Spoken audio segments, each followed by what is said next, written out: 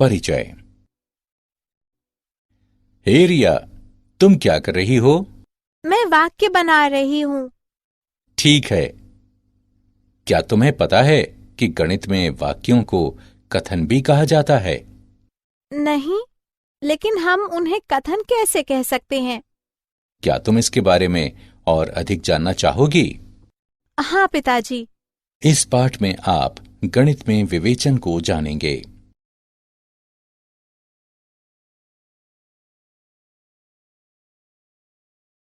उद्देश्य। इस पाठ के अंत में आप निम्न करने में सक्षम हो जाएंगे: आगमनात्मक और निगमनात्मक विवेचन में भेद करना, कथन को बताना, पूर्व कथनों से नए कथन बनाना, अंतर्भावों पर चर्चा करना, कथनों की वैधता प्रमाणित करना।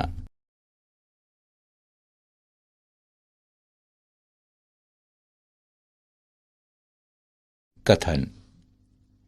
साक्ष्य से निष्कर्षों पर पहुंचने की प्रक्रिया विवेचन है।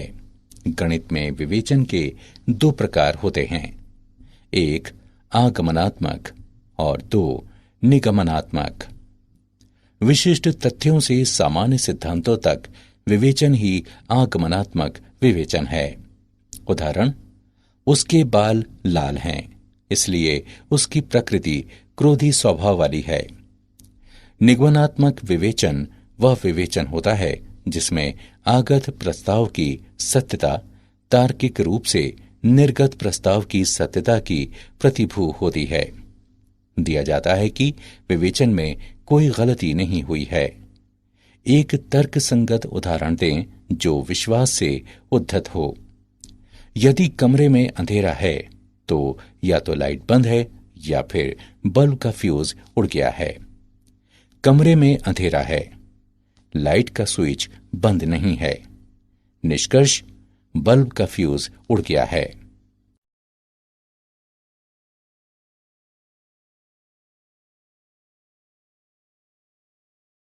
कथन।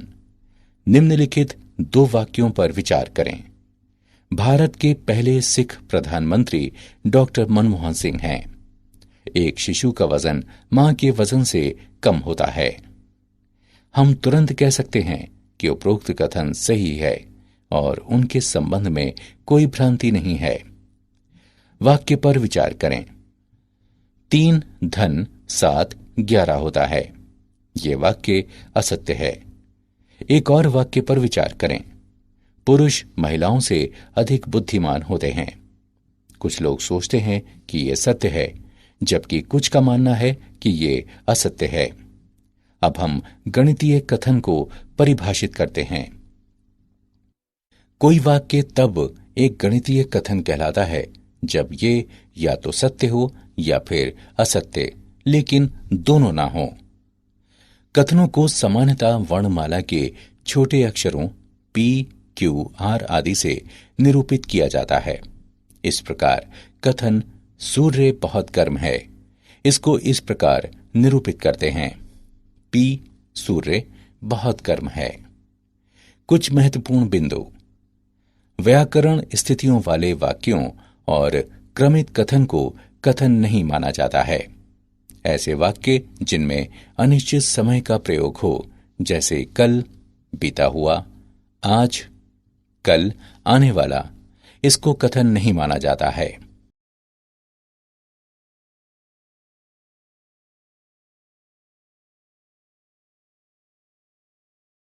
उदाहरण। बताएं कि निम्नलिखित वाक्य कथन हैं या नहीं। अपने उत्तर का कारण भी बताएं। 10 5 से कम है।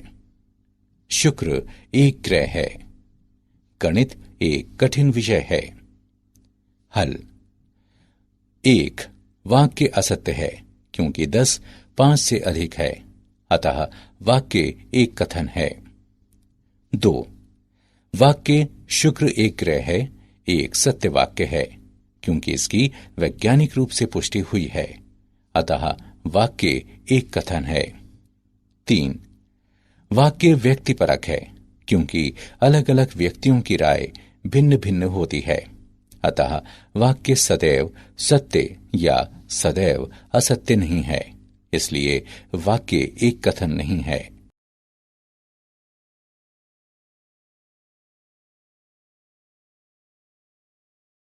पूर्व ज्ञात कथनों से नए कथन बनाना। किसी कथन का निषेधन। मान लें कि पी कोई कथन है, तब पी को नकारता हुआ कथन पी का निषेधन कहलाता है। पी के निषेधन की रचना पी से पहले ये असत्य है लिखकर की जाती है। निषेधन की रचना पी नहीं शब्द को शामिल करके की जाती है। कथन पी के निषेधन को पी नहीं से निर्दिष्ट करते हैं। उदाहरण के लिए मान लें कथन पी है, राम बुद्धिमान है, तब पी नहीं कथन होता है, राम बुद्धिमान नहीं है। ये असत्य है कि राम बुद्धिमान है। मिश्र कथन। संयुक्त कथन। एक मिश्र कथन वो कथन होता है जो दो या अधिक कथनों से मिलकर बनता है। इन कथनों में से प्रत्येक एक घटक कथन कहलाता है।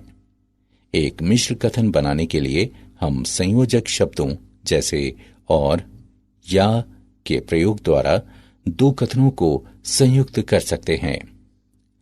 उदाहरण के लिए एक कथन पी है कि अंक देने या जोड़ने में कुछ गलती है। उपरोक्त कथन हमें बताता है कि परीक्षक द्वारा अंक देने में कुछ गलती है या जोड़ने में कुछ गलती है। शब्द या से जोड़ दिए गए कथन को निम्नलिखित दो कथनों में अलग अलग किया जा सकता है। एक कथन क्यों है कि अंक देने में कुछ गलती है। एक कथन आर है कि जोड़ने में कुछ गलती है। निम्नलिखित दो कथनों पर विचार करें।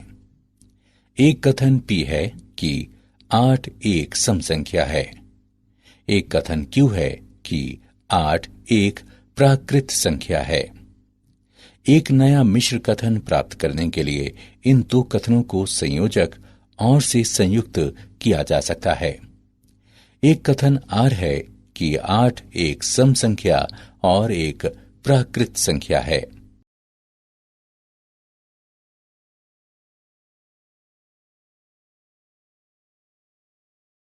उदाहरण। निम्नलिखित मिश्र कथनों के घटक कथन ज्ञात करें। संख्या 3 अभाज्य है या ये विषम है। चंडीगढ़ हरियाणा और पंजाब की राजधानी है। हल दिया है संख्या 3 अभाज्य है या ये विषम है।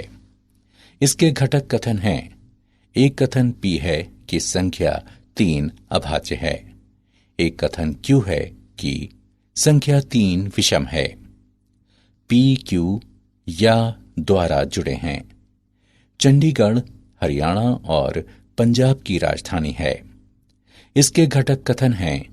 एक कथन पी है कि चंडीगढ़ हरियाणा की राजधानी है। एक कथन क्यू है कि चंडीगढ़ पंजाब की राजधानी है। पी क्यू और से जुड़े हैं।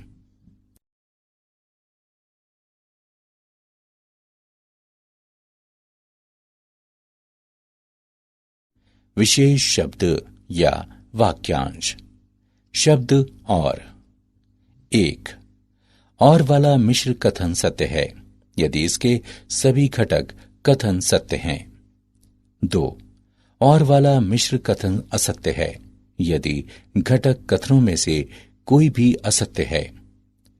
अन्य सत्य हो सकते हैं। मान लें कि P और Q घटक कथन हैं, तब P और Q को इस प्रकार निरूपित करते हैं। P और Q और के लिए सत्यता सारणी को इस प्रकार निरूपित किया जाता है।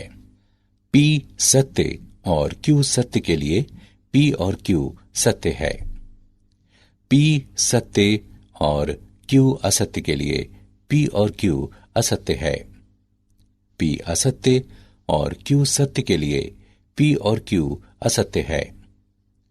P असत्य और Q असत्य के लिए P और Q असत्य है।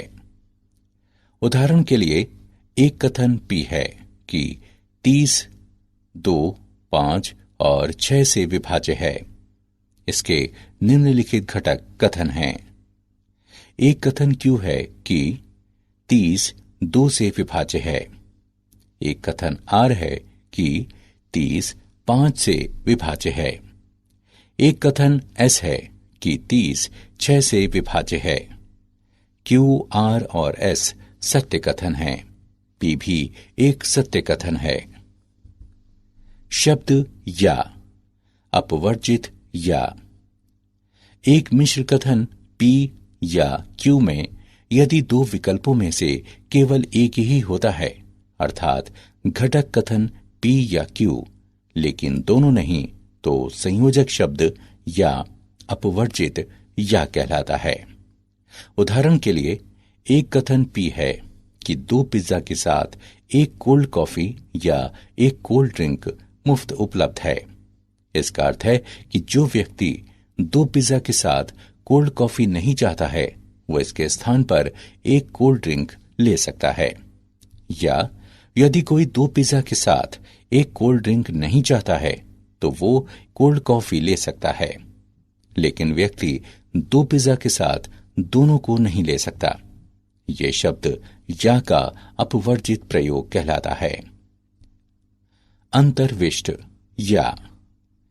एक मिश्र कथन P या Q में यदि 2 विकल्पों में से कम कोई एक होता है, अर्थात घटक कथन P या Q या दोनों होते हैं, तो संयोजक शब्द या अंतर्विष्ट या कहलाता है।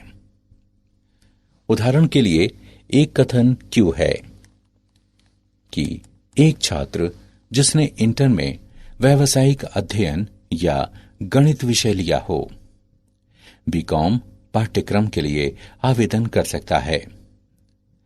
कथन Q इंगित करता है कि जिन छात्रों ने इंटर में व्यावसायिक अध्ययन और गणित दोनों विषय लिए हैं, वे बीकॉम पाठ्यक्रम के लिए आवेदन कर सकते हैं। जिस छात्र ने इन विषयों में से केवल एक ही विषय लिया है, वे भी बीकॉम के लिए आवेदन कर सकते हैं। ये शब्द या का अंतर्विष्ट प्रयोग कहलाता है। या वाले मिश्र कथनों के लिए नियम। 1. या वाला कोई मिश्र कथन सत्य होता है जब एक घटक कथन सत्य हो या दोनों घटक कथन सत्य हों। 2. या वाला कोई मिश्र कथन असत्य होता है जब दोनों घटक कथन असत्य हों। मान लें कि P और Q घटक कथन हैं, तो P या Q को इस प्रकार निरूपित किया जाता है। P या Q के लिए सत्यता सारणी को इस प्रकार निरूपित करते हैं। P सत्य और Q सत्य के लिए P या Q सत्य है। P सत्य और Q असत्य के लिए P या Q सत्य है। P असत्य और Q सत्य के लिए P या Q सत्य है। P असत्य और Q असत्य के लिए P या Q असत्य है। परिमाणवाचक वाक्यांश।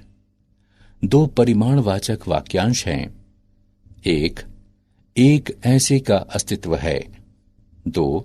सभी के लिए, प्रत्येक के लिए। उदाहरण के लिए एक कथन है कि एक ऐसे वृत्त का अस्तित्व है जिसकी त्रिज्या 1 इकाई है। इसका अर्थ है कि कम से कम एक ऐसा वृत्त है जिसकी त्रिज्या 1 इकाई है।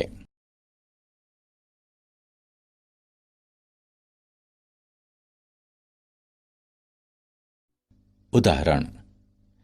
निम्नलिखित मिश्र कथनों के लिए घटक कथन लिखें। 3 6 को विभाजित करता है और 5 + 8 बराबर है 13 के। 4 28 को विभाजित करता है और 7 + 4 बराबर है 11 के। हल।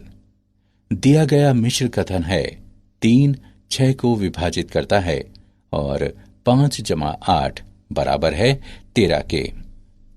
घटक कथन है P 3 6 को विभाजित करता है, Q 5 + 8 बराबर 13।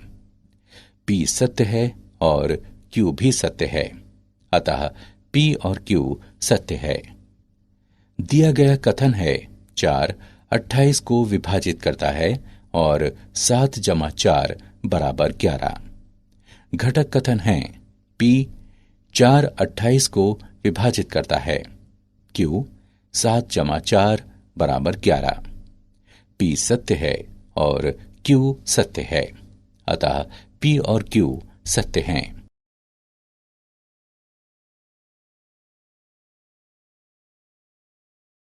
उदाहरण: निम्नलिखित कथनों में से प्रत्येक में अंतर्विष्टि या अपवर्जित या शब्दों के प्रयोग का पता लगाएं। अपने उत्तर को कारण सहित बताएं। 1. दुकान बंद होती है जब परिवार में कोई कार्यक्रम होता है या कोई बंद करने का दिन हो। 2. छात्र तीसरी भाषा के रूप में संस्कृत या उर्दू ले सकते हैं। हल: 1. यहां शब्द या का प्रयोग अंतर्विष्ट है, क्योंकि दुकान बंद करने के दिन को बंद रहने के साथ साथ उस दिन में भी बंद होती है जब परिवार में कोई कार्यक्रम होता है। 2. यहां शब्द या का प्रयोग अपवर्जित है, क्योंकि एक छात्र तीसरी भाषा के रूप में संस्कृत या उर्दू में से कोई एक ही ले सकता है, लेकिन दोनों नहीं ले सकता।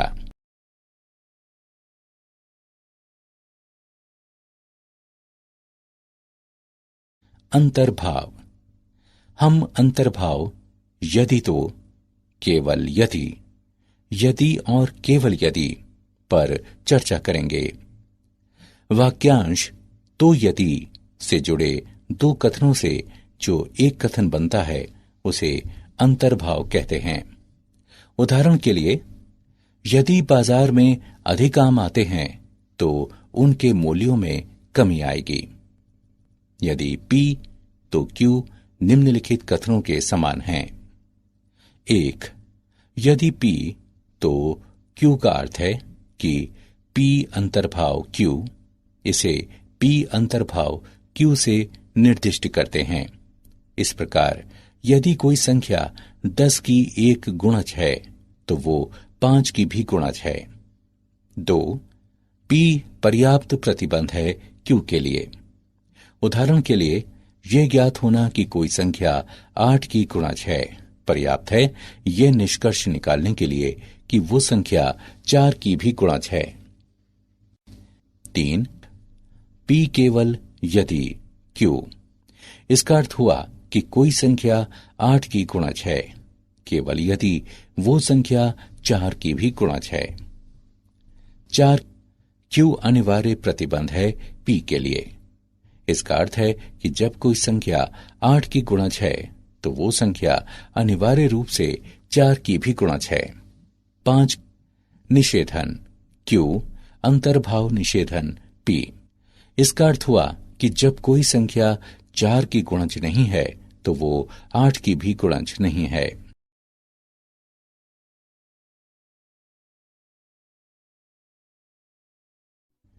प्रतिधनात्मक और विलोम: दिए गए कथनों से बने ऐसे नए कथन जिनमें वाक्यांश यदि तो का प्रयोग हो प्रतिधनात्मक और विलोम कहलाते हैं।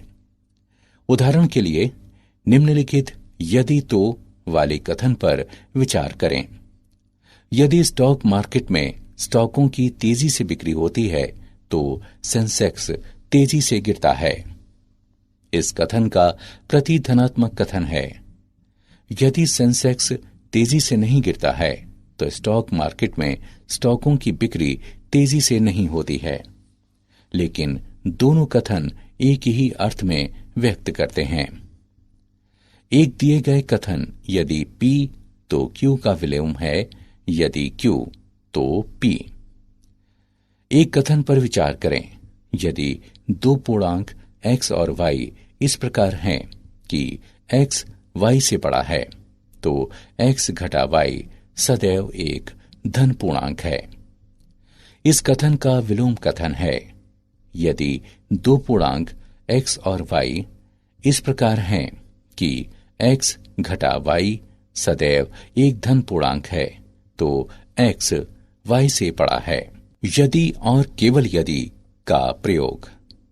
इसे प्रतीक यदि और केवल यदि से प्रदर्शित किया जाता है, जिसका अर्थ है कि दो कथनों P और Q के लिए निम्नलिखित समतुल्य रूप हैं। एक, P यदि और केवल यदि Q। दो, Q यदि और केवल यदि P।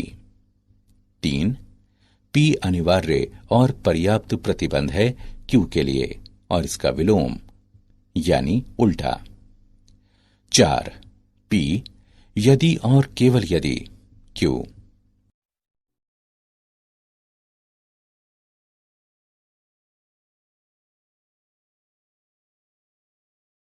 उदाहरण, दिए गए कथन के लिए प्रति धनात्मक कथन लिखें। यदि एक चतुर्भुज सम हो तो ये वर्ग होता है। हल दिया है, यदि एक चतुर्भुज सम हो तो ये एक वर्ग होता है। प्रति धनात्मक कथन है।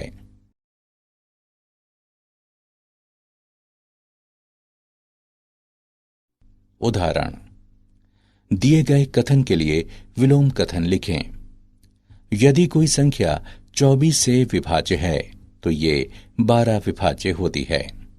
हल दिया है, यदि कोई संख्या 24 से विभाज्य है तो ये 12 से विभाज्य होती है। विलोम कथन, यदि कोई संख्या 12 से विभाज्य है तो ये 24 से विभाज्य होती है।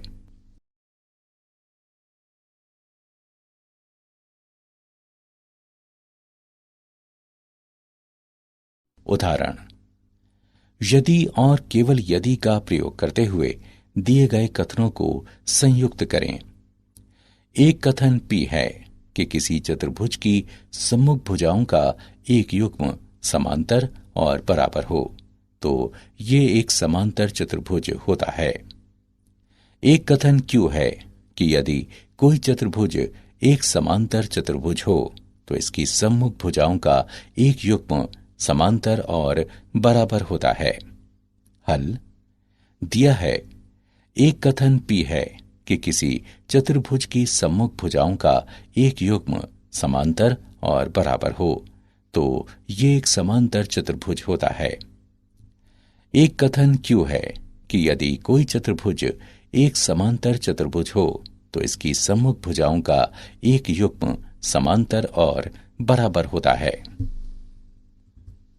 आइए यदि और केवल यदि का प्रयोग करते हुए इन कथनों को संयुक्त करें। हमें प्राप्त होता है, एक चतुर्भुज एक समांतर चतुर्भुज होता है यदि और केवल यदि इसकी सम्मुख भुजाओं का एक युग्म समांतर और बराबर हो।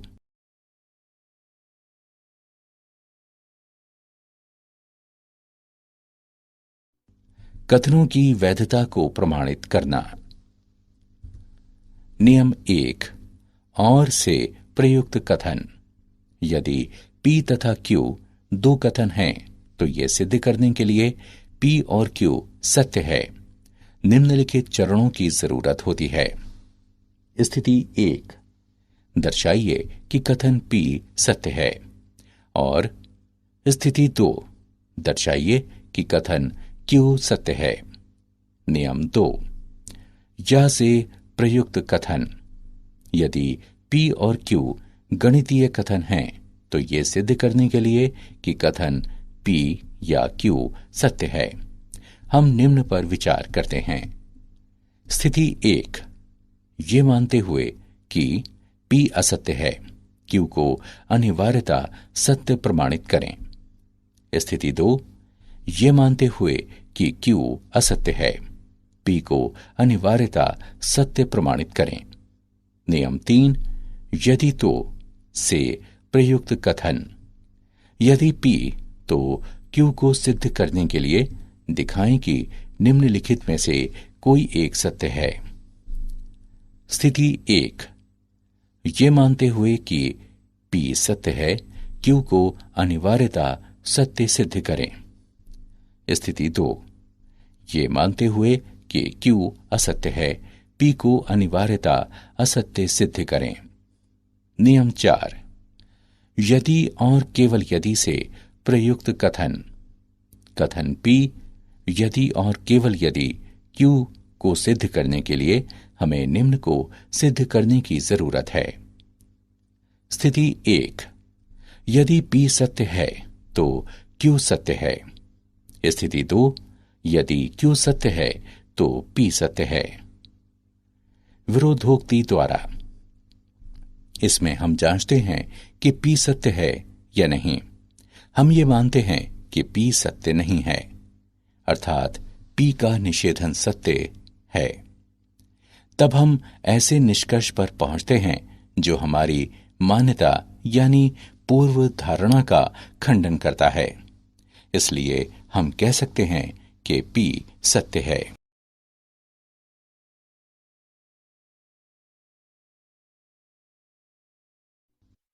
क्या आप जानते हैं, अरस्तु ने निगमनात्मक विवेचन में महान योगदान दिया।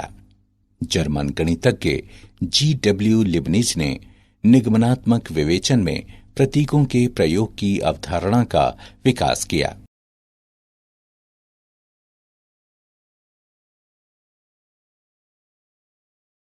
सारांश, आइए हमने जो कुछ सीखा है उसे संक्षेप में दोहराएं। गणित में आगमनात्मक और निगमनात्मक विवेचन के दो प्रकार हैं। मान लें कि P कोई कथन है, तब P को नकारता हुआ कथन P का निषेधन कहलाता है। एक मिश्र कथन बनाने के लिए हम संयोजक शब्दों जैसे और या के प्रयोग द्वारा दो कथनों को संयुक्त कर सकते हैं। मान लें P या Q कथन है। यदि दो विकल्पों में से केवल एक ही होता है, अर्थात घटक कथन P या Q, लेकिन दोनों नहीं, तो संयोजक शब्द या अपवर्जित या कहलाता है। मान लें P या Q कथन है।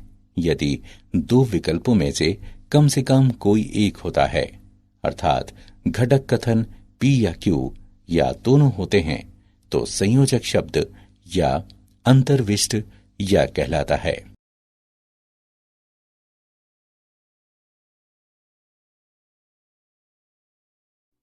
एक ऐसे का अस्तित्व है, सभी के लिए, प्रत्येक के लिए दो परिमाणवाचक वाक्यांश हैं। वाक्यांश तो यदि से जुड़े दो कथनों से जो एक कथन बनता है उसे अंतर्भाव कहते हैं। केवल यदि, यदि और केवल यदि अंतर्भावों के अंतर्गत आते हैं। दिए गए कथनों से बने ऐसे नए कथन जिनमें वाक्यांश यदि तो का प्रयोग हो प्रतिधनात्मक और विलोम कहलाते हैं।